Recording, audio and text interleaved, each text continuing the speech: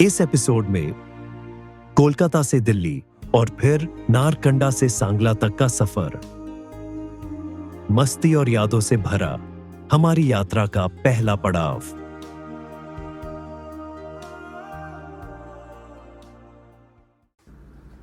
हर सफर एक छोटे से फैसले से शुरू होता है, कहीं नया देखने का, कहीं दूर जाने का।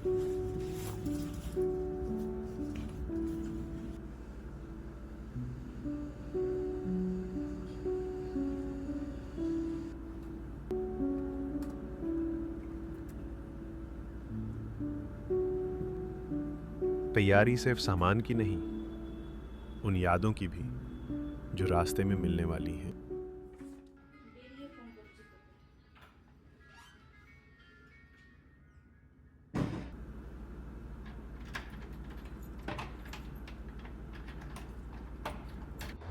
सफर सिर्फ मंजिल तक पहुंचना नहीं होता, ये उन पलों को जीने का नाम है जो रास्ते में मिलते हैं।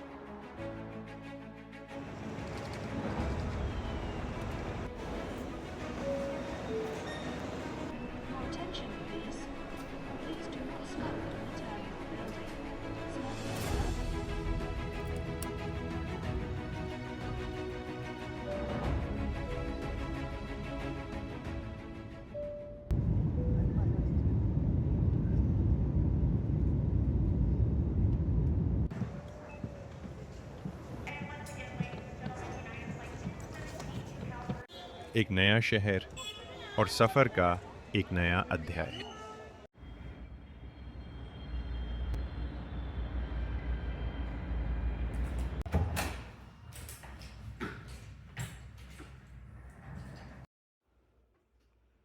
গুড মর্নিং বাবাই। ওঠো। তুমি যে পার্টিটাতে গেছি ওটা জানি এর সিদ্ধি আছে হলিডে নেই।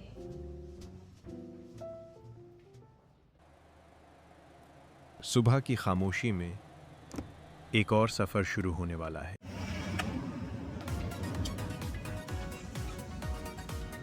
आज का सफर लंबा है, आगे लगभग 10 घंटों की सड़क यात्रा है। मंजिल है नारकंडा। सफर की थकान के बीच यहाँ की गर्म चाय और ताजा नाश्ते ने सच में सुकून दे दिया।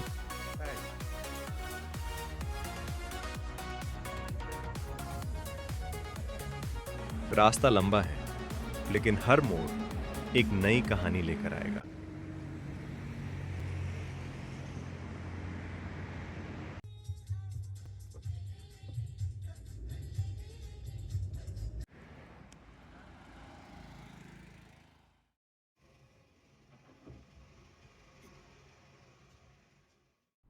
जैसे जैसे सड़क मुड़ती है, पहाड़ अपनी कहानी दिखाने लगते हैं। शिमला में प्रवेश करने से पहले हमने रास्ते में थोड़ी देर के लिए रुककर नाश्ता किया। इस छोटे से स्टॉल पर गर्म गर्म मैगी बन रही थी और साथ ही एक स्थानीय व्यंजन भी, जिसे यहाँ के लोग कुलचा कहते हैं।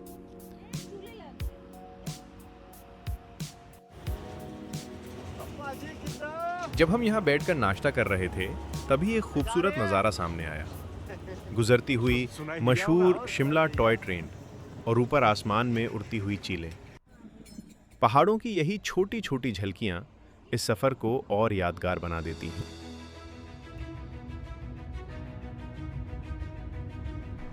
कुफरी की ओर जाती ये घुमावदार सड़क हिमालय की गोद में बसे देवदार के ऊंचे ऊंचे पेड़ों के बीच से छन कर आती सूरज की किरणें मानो प्रकृति का एक सुंदर खेल सा लगती हैं। हर इन ऐसा आकार के मोड़ के साथ बदलता हुआ ये नज़ारा याद दिलाता है कि पहाड़ों का असली मजा इसी सफर में छिपा है। लंबे सफर में कभी कभी थोड़ा आराम भी जरूरी होता है।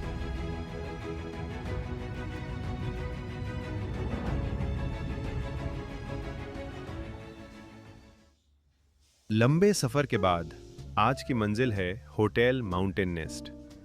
हाईवे पर स्थित ये होटल चारों ओर फैले पहाड़ों और सेब के बागों के बीच एक शांत और खूबसूरत ठिकाना है।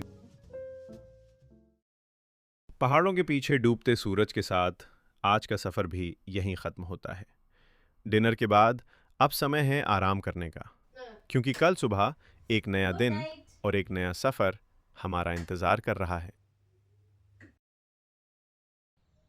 पहाड़ों की इस नई सुबह के साथ एक और सफ़र हमारा इंतज़ार कर रहा है। नहाकर और नाश्ता करने के बाद हम होटल से चेकआउट कर चुके हैं।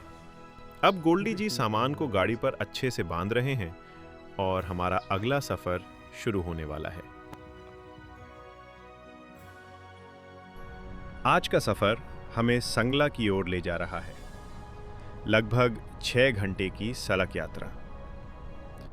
पूरा सफ़र किन्नौर घाटी के बीच से होकर जाएगा, जहां हर मोड़ पर पहाड़ अपनी नई कहानी सुनाते हैं।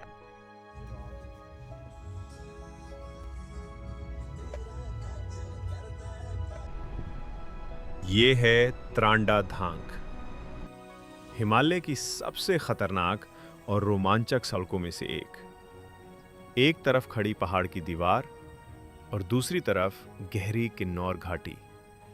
यहां हर मोड़ पर दिल की धड़कन थोड़ी तेज हो जाती है, लेकिन इसी रास्ते से होकर हिमालय अपनी असली खूबसूरती दिखाता है।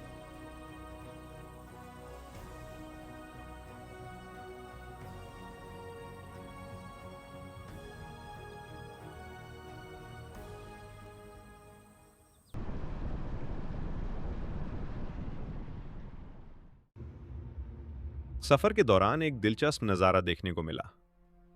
ऊंचे पहाड़ों के बीच कुछ हिमालयी गिद्ध अपने भोजन का आनंद लेते दिखाई दिए। प्रकृति का ये चक्र यहाँ की जिंदगी की सच्ची झलक है। कुछ नदियाँ सिर्फ बहती नहीं, वे सफर की याद बन जाती हैं।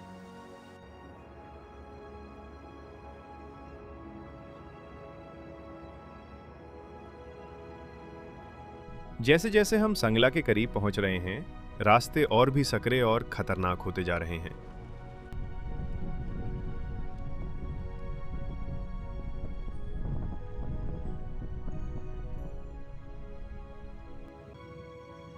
लगभग दोपहर 2 बजे हम सतवा पाइन रिजॉर्ट पहुंच गए।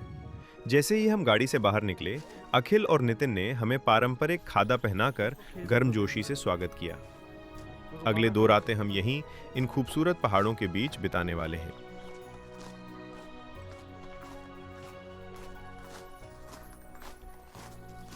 रिवर तक जा सकते हैं, ऐसे ही नहीं जा सकते। ये हैं अखिल और नितिन हमारे लिए स्वागत पे लेके आए हैं।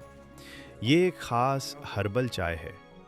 चाय की हर घूंट के साथ सफर की सारी थकान और ठंड जैसे पल भर में गायब हो गई।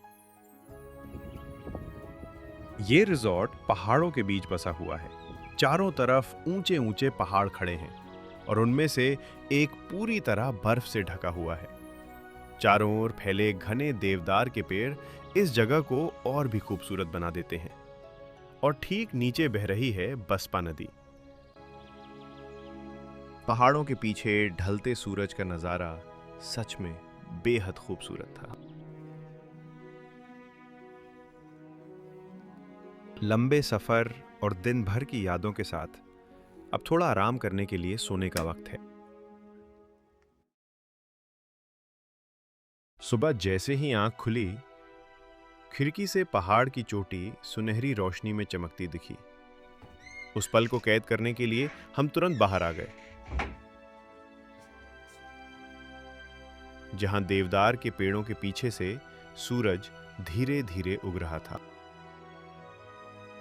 बसपा नदी, पत्थरों के बीच बहता हुआ पानी, मानो पहाड़ों की कोई पुरानी कहानी सुना रहा हो।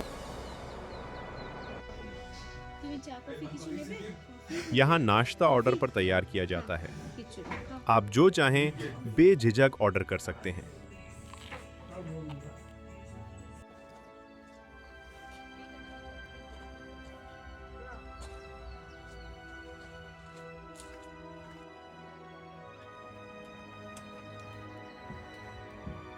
नाश्ते के बाद हमने रिजॉर्ट के सबसे खूबसूरत कमरे को देखा।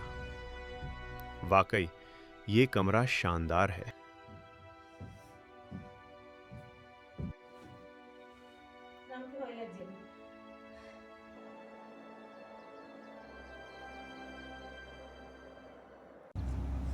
अब हमारी अगली मंजिल है चितकुल। यहाँ से करीब 30 से 40 मिनट की यात्रा। तो चलिए निकलते हैं।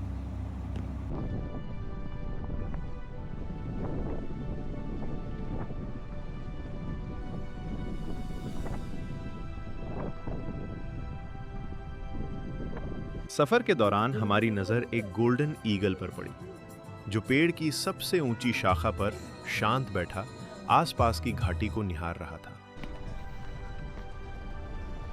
पहाड़ी रास्तों पर ड्राइव करते हुए दलेर मेहंदी के गानों ने सफर का मजा और भी बढ़ा दिया। गाड़ी के अंदर माहौल एकदम जोश और मस्ती से भर गया।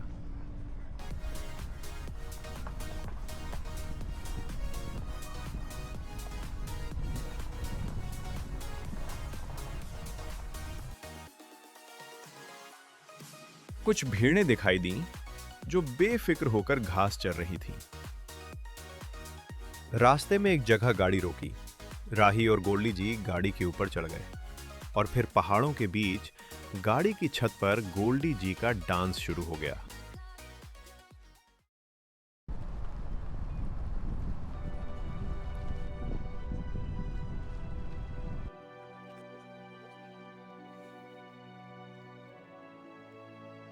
यह है बसपा नदी, जो इस वक्त पूरी तरह जमी हुई है और सामने फैली ये घाटी सच में बेहद शानदार लग रही है।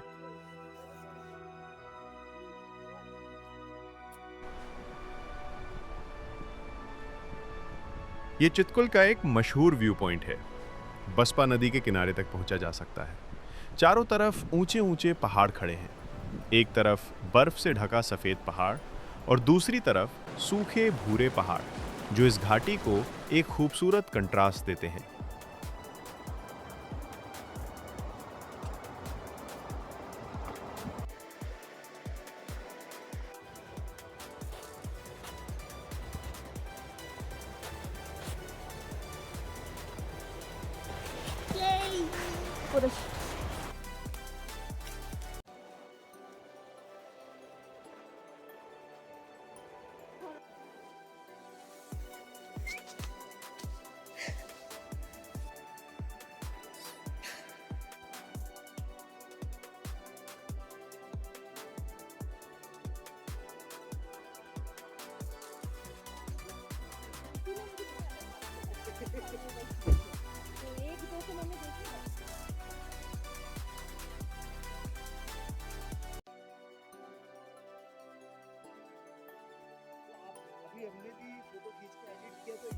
इस व्यू पॉइंट से हमने ड्रोन उड़ाया ताकि ऊपर से चितकुल गांव की खूबसूरती को देखा जा सके। चितकुल भारत चीन सीमा के पास बसा आखिरी आबाद गांव है, जिसे लोग भारत का आखिरी गांव भी कहते हैं। वापसी के दौरान रास्ते में एक पानी का नल दिखा, जहां बहता हुआ पानी ठंड के कारण पूरी तरह जम गया था।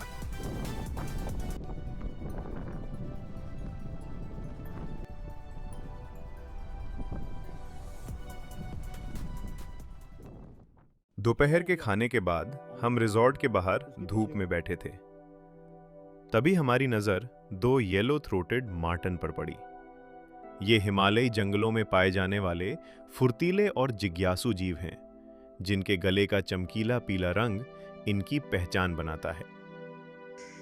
दिन भर की भागदौड़ के बाद कमरे के अंदर थोड़ा आराम करने का समय।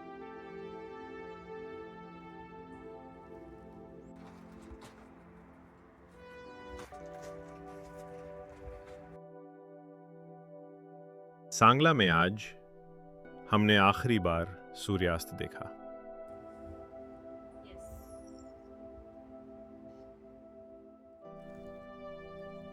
शाम को अखिल ने हमारे लिए बॉनफायर का इंतजाम किया और हमारी फरमाइश पर रात के खाने के लिए स्वादिष्ट मटन करी भी बनवाई।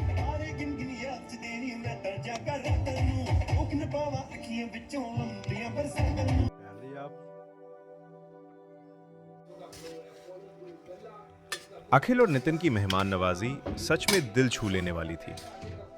डिनर के बाद अब आराम करने और सोने का समय है।